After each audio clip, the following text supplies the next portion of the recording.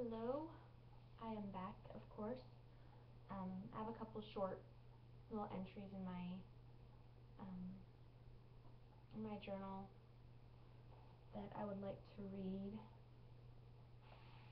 This is called Unfinished Years. It never really was love.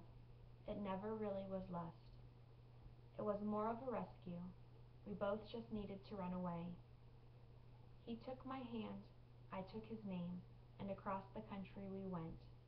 No idea what we were getting into. We just ran away, both from different pasts. But pasts catch up with us. Can't run forever. All the years between us just became space, but that space can be filled with joy and love, a love that is different because it is true. We care for one another, no need for rescue. Neither of us need to run away. We can be here, each to their own. Once there was us, but now it's you and I. And I'm just going to leave that at that.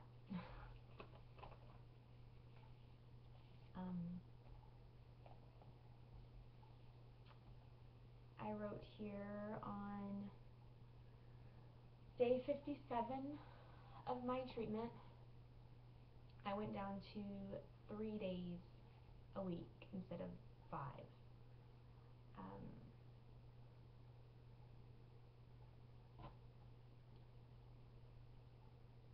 And I wrote a little bit about my first day off because I was going so regularly, 5 days a week, 6.5 hours, and then all of a sudden I had a day off. And I wrote, today's Tuesday, my first day off from treatment. I've been in treatment for 57 days. Today didn't start out great. I went to bed with a plan, with an agenda and a to-do list, but I woke up with horrible sore throat and throwing off my whole day. Finally got out of bed, showered, and even put on eyeliner. I feel pretty. That's what I wrote, because apparently I felt pretty. I do remember that day, though, that my first day off was kind of weird. It didn't feel normal or routine. It definitely felt like things had gotten shooken up,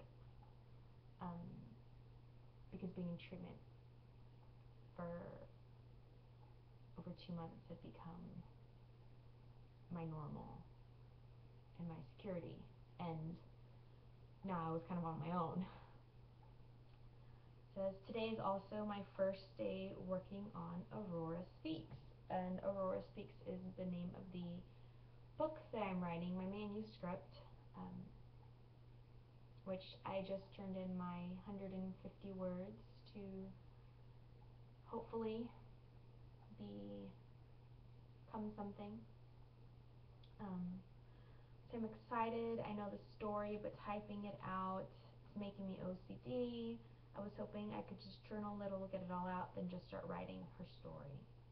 I have to get the story out, but I'm focusing on the email, the website, the YouTube. I just need to write. Why am I so afraid to write? I'm good at it.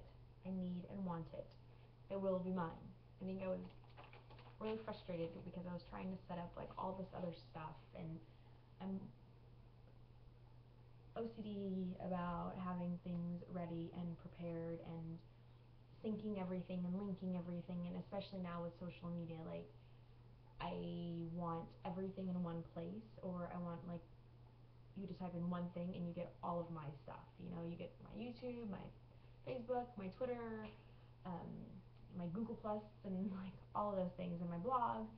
And I was getting really obsessed with that stuff that day, I remember, because it wasn't working and I was getting frustrated, and I couldn't start writing my manuscript because I had to have all this other stuff done. And so obviously I journaled and my frustration. I'm not quite sure.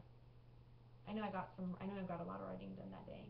Manuscript is completely different than what it was that day. That was November 12th. It was that day, and it is totally different than it was that day now. I'll have to read that later. And then I came across an interesting quote that I really, really liked.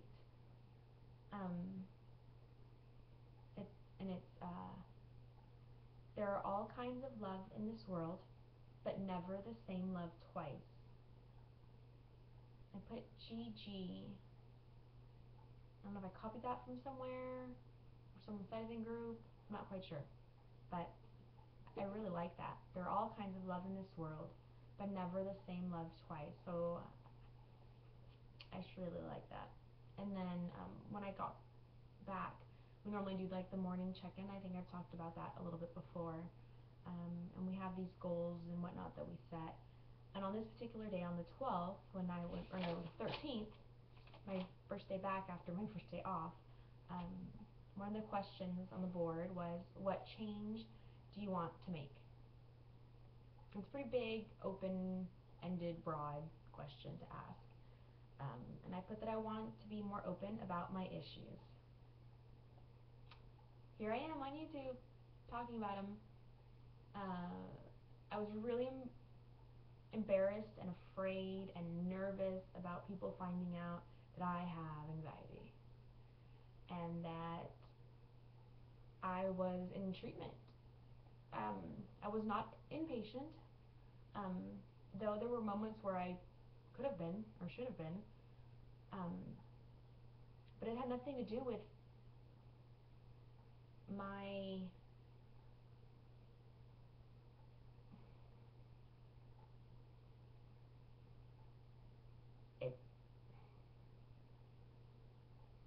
anxiety is just a part of who I am now. It's not a diagnosis, it's not a disease, it's not it's just part of me. It's just who I am. I am not this diagnosis. I am not anxiety. I'm much, much more.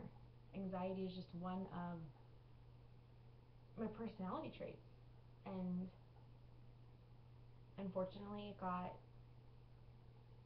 overwhelming and I needed help to deal with it, and that's what I was doing. And after that first day off, when I started writing my manuscript and I started this whole process of sort of reading my therapy out loud and doing it here on YouTube, like how much more open about who I am can I be than publicly putting it out there on YouTube.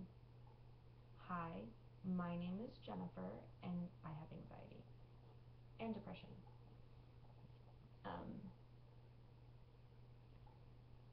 So I also wrote down that I wanted to get involved in support groups and walks, like National Depression Awareness Month and Week, or the walk or whatever, and things like that, and anxiety awareness and mental health issues awareness and stuff. I feel if I'm going to do anything with this experience, it needs to be positive and productive and proactive and preventative. That's a lot of P's. I wanna do something positive, and my passion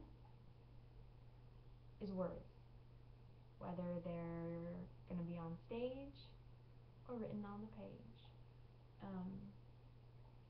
Words are my go-to. That's how I know I can get across. Spoken word, written. Words are my passion, my purpose. I don't want to say awareness, but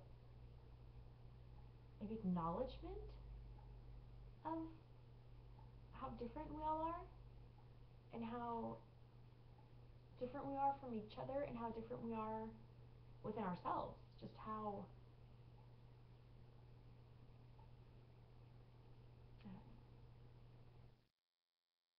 next question was, what are you avoiding? Telling my story. I just,